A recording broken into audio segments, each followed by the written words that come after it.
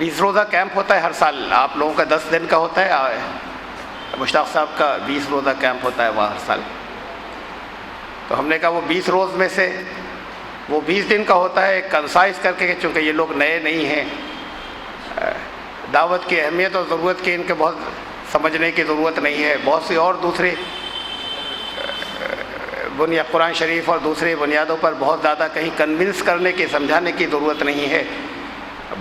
بعض اور موضوعات ہیں جن کی ضرورت نہیں ہے, لیکن وہ حصہ جو صرف آپ ہی کا حصہ ہے اور جس میں میں سمجھتا ہوں کہ شاید آپ لوگوں کو کے لیے مفید ثابت ہوگا, اور جس میں میں خود بطور طالب علم میں جسے سیکھنے کے لیے میں بیٹھوں گا, آپ کے ساتھ میں شریک ہوں گا.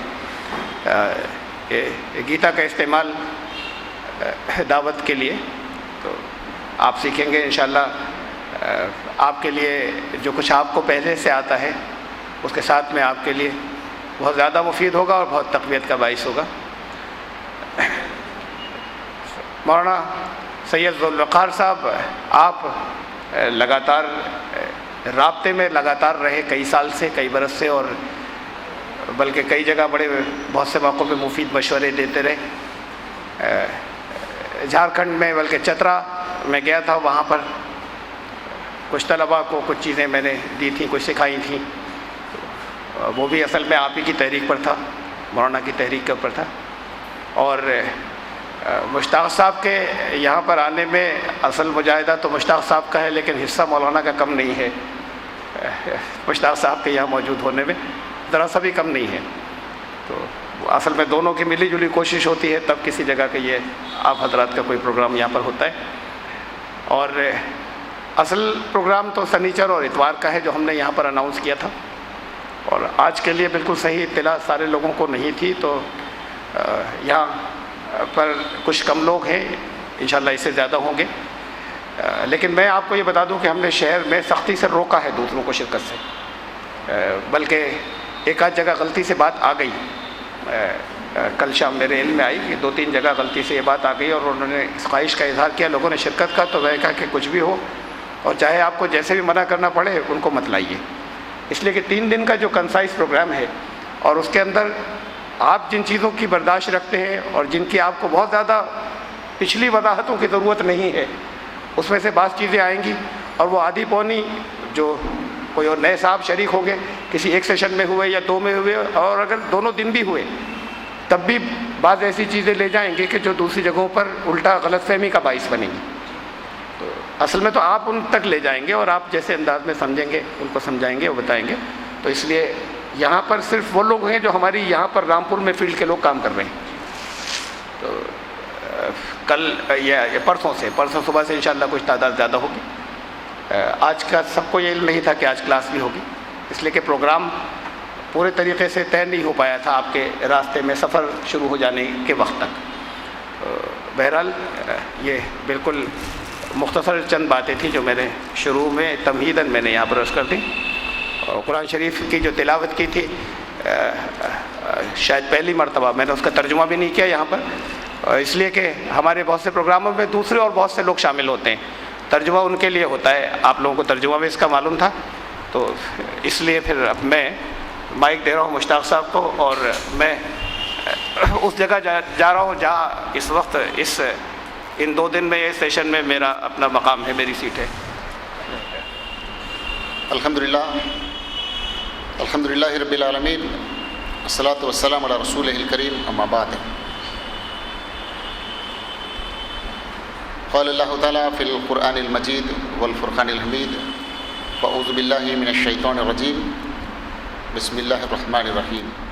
الذین یؤمنون بما انزل الیک وما انزل من قبلک, صدق اللہ العظیم. میں سب سے پہلے اللہ رب العزت کا شکر بجا لاتا ہوں, اس لیے کہ اس نے ایک عظیم کام کے لیے ہمیں منتخب کیا ہے, اور اس کے ساتھ ہی مجھے یہاں دعوت دینے والے میرے شفیق بھائی طارق صاحب اور ان کے ساتھی, آپ تمام سے میں گزارش کرتا ہوں کہ ایک داعی ہونے کے ناطے ہمیں اور آپ کو یہ خیال ہمیشہ رہے کہ ہم علم کے میدان میں آگے بڑھتے رہنا پڑتا ہے، اور ایسا کوئی موڑ ہمارے زندگی میں نہیں آئے گا کہ ہم کلی طور پہ کسی بات پہ عبور حاصل کر لیے ہوں، ایسا کبھی نہیں ہوگا۔ ساری زندگی تجربات تربیت سے گزرنا ہوگا، اور جو خامیاں ہمارے اندر پائی جائیں گی اس کو دور کرتے رہیں، اور جو خوبیاں ہمارے سامنے آئیں گی ان کو اختیار کرتے رہیں۔ میں بھی اپنے آپ کو میں محسوس کرتا ہوں کہ آپ تمام فیلڈ کے ماسٹرز ہیں، عملاً کام کرنے والے ہیں، آپ تمام سے بھی بہت ساری باتیں مجھے بھی سیکھنی ہیں۔ اسی لیے مجھے ایک جملہ اچھا لگا، انگریزی میں اپنے وزٹنگ کارڈ پہ لکھا ہوں، learning and sharing. Learning and sharing, یہ پروسیس ہماری زندگی میں ہمیشہ چلتے رہے۔ تربیت حاصل کریں، جو کچھ حاصل کیا گیا وہ دوسروں کو دیتے جائیں۔ تو یہ تفکر ہر داعی کے لیے ہی نہیں بلکہ دنیا کے کسی بھی میدان میں کام کرنے والا ہو اس کو یہ فکر ہونا چاہیے۔ آئیے عزیز دوستو، اس وقت مجھے میدان دعوت میں ہمارے مخاطبین جو ہندو بھائی کہلاتے ہیں ان کے مختلف کتابیں ہیں، مذہبی کتابیں۔ ان کتابوں میں سے ایک کتاب بھگوت گیتا کے نام سے مانی جاتی ہے، اور اس کتاب کا استعمال کہاں تک ہمارے لیے فائدہ مند ثابت ہو، اسلام کی صداقت، اسلام کے سچائی کو ثابت کرنے میں اس کتاب کا تعاون یا مدد ہم کس حد تک لے سکتے ہیں، اور وہ کتاب ہم کو کس حد تک تعاون دے سکتی ہے، اس بات کو ہم سمجھیں۔ تو اس ضمن میں یہ پہلا سیشن ہے، اس لیے میں قرآن مجید سے کچھ باتیں تمہیداً واضح کرنا چاہوں گا، اس لیے کہ یہ سوال ہمارے سامنے باہر آتا بھی ہے علماء حضرات کے پاس سے یا عام مسلمانوں سے کہ دیگر کتابوں کا استعمال کیوں کرے۔ یہ ایک اہم سوال ہے داعی کے لیے، تو اس ضمن میں کچھ نکات میں آپ کے سامنے رکھوں گا تاکہ بعد میں آنے والی میری جو گیتا کی جو تفصیلات وہ آپ کے سامنے واضح ہو سکے اور زیادہ عیاں ہو سکے۔ پہلی بات تو یہ ہے کہ ہم تمام کو اعتراف کرنا ہوگا، ہندوستان کے اندر اسلام تقریباً 1400 سال سے ہے، 1400 سال پہلے ہی داخل ہو چکا ہے، یہ تاریخ ہمیں بتاتی ہے۔ پھر اس کے باوجود یہاں مسلمانوں کی تعداد یعنی وحدانیت کی بات کو ماننے والوں کی تعداد 10، 12، 20 کے درمیان ہی بتائی جاتی ہے، جبکہ تاریخ میں جا کر ہم دیکھتے ہیں تو کئی ایسے مقامات ہم دیکھتے ہیں، کئی ایسے اقوام کو ہم دیکھتے ہیں جیسے ہی صحابہ کرام کے ٹولی ان کے اندر پہنچی اور دیکھتے دیکھتے ہی 100% وہ اسلام کے اندر داخل ہو گئے، 80%، 90%، 50% کم سے کم کئی ایسے مقامات ہم دیکھتے ہیں۔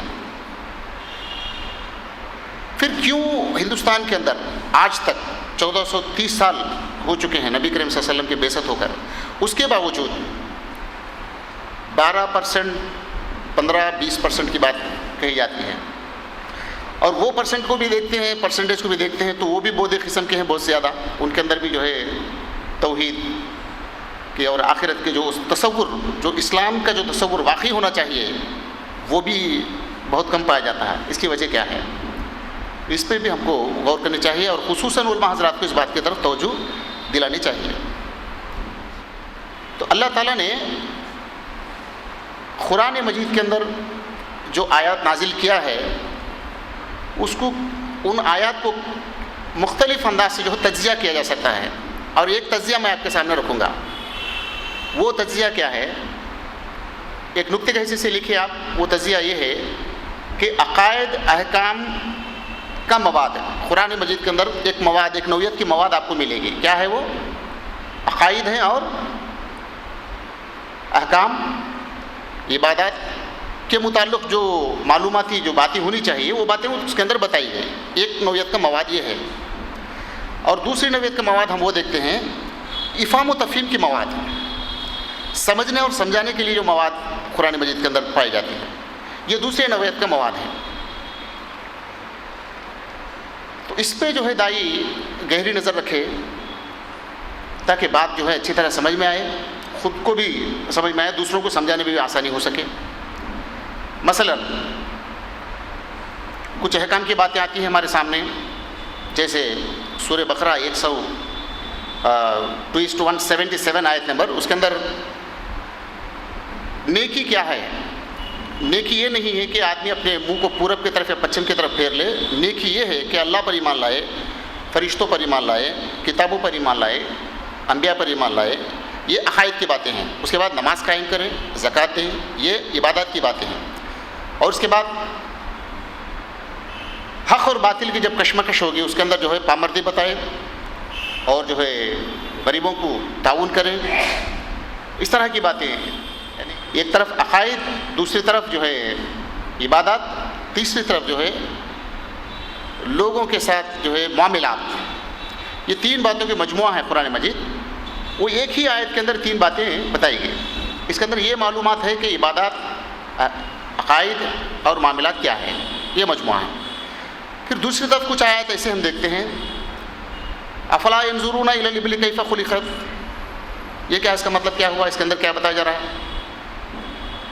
کیا تم نہیں دیکھتے ہو یعنی اونٹوں کو کیسے بنایا گیا؟ کیا تم نہیں دیکھتے ہو کہ جو ہے پہاڑوں کو کیسے جو ہے گاڑا گیا؟ اور تم نہیں دیکھتے ہو کہ آسمان کو کیسے اٹھایا گیا؟ کیا تم نہیں دیکھتے ہو کہ زمین کو کیسے فرش کی طرح بچھایا گیا؟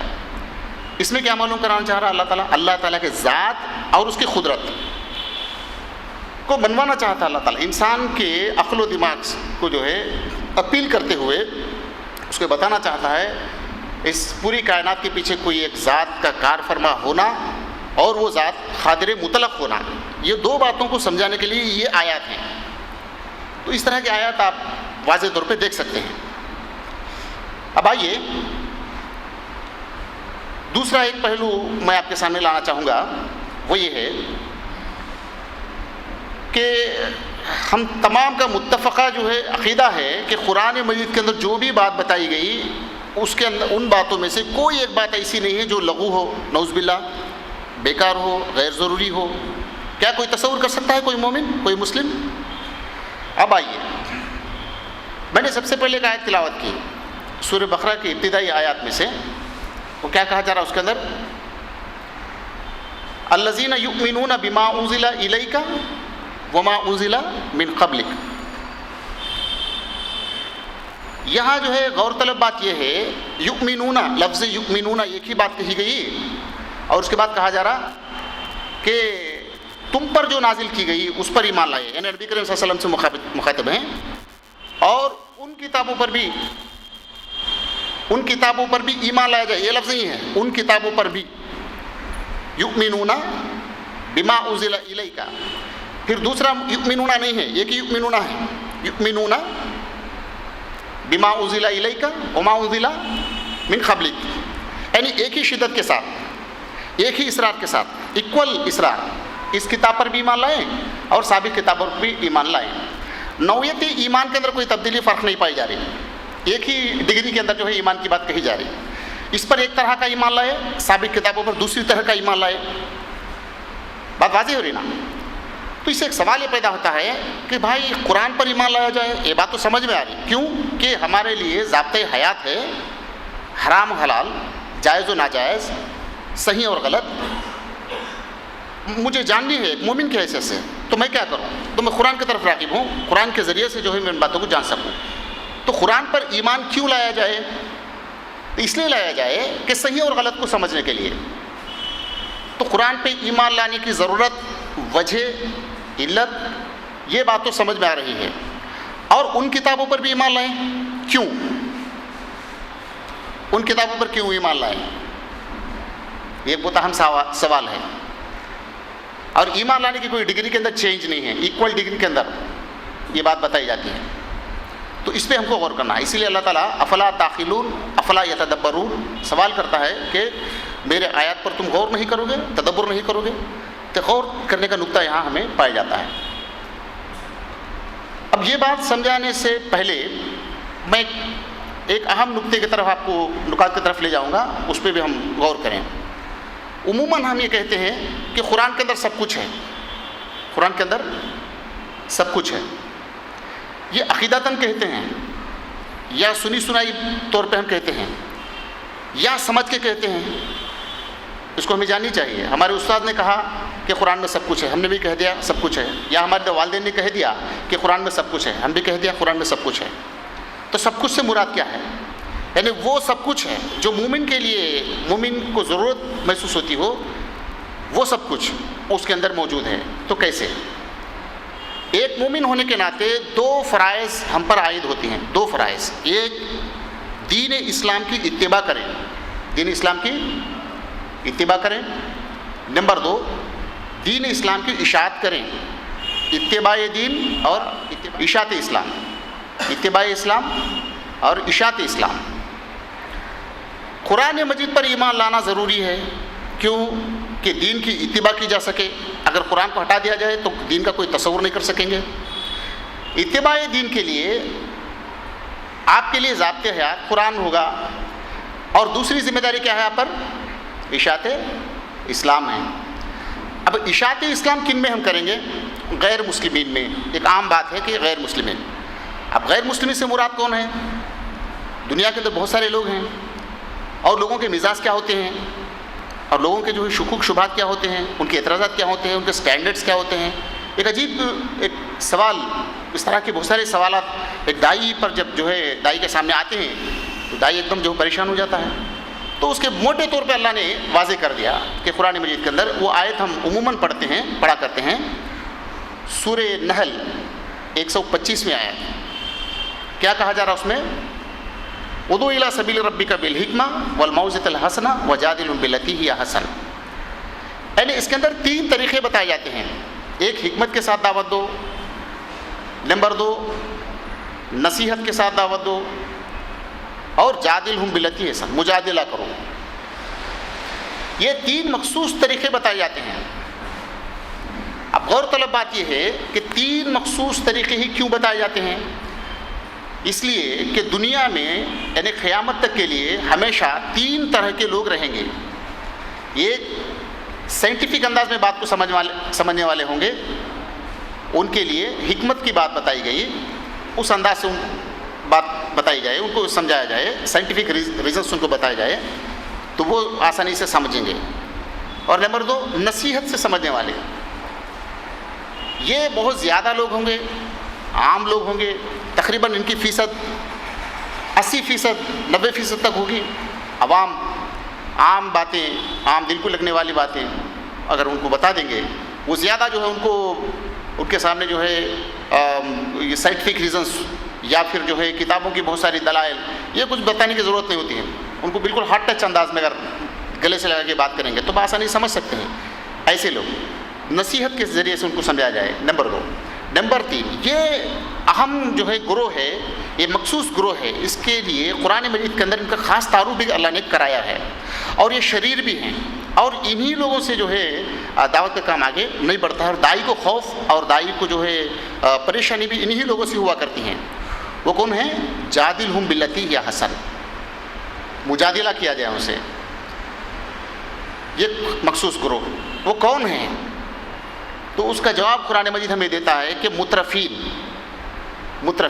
جن کو اردو میں ترجمہ کیا گیا کہ کھاتے پیتے لوگ. تو یہاں سمجھنے کی بات یہ ہے کہ مترفین سے مراد وہ لوگ ہیں جو شرک کا نظام جو ہے اس کو سنبھالے ہوئے ہیں، نظام شرکیہ کے ذریعے سے اپنا مرتبہ مقام کو جو ہے برقرار رکھنا چاہتے ہیں، لوگوں کو غلام بنا کے اور خدا اور بندوں کے درمیان خود خدا بن کے بیٹھے ہوئے ہوتے ہیں، اور بآسانی ان سے پوجی حاصل کرتے ہیں اور جو ہے لوگوں سے اپنا پوجا کروا لیتے ہیں. صرف نام خدا کا لیتے ہیں مگر حقیقی خدا بن کے بیٹھے ہوئے ہیں.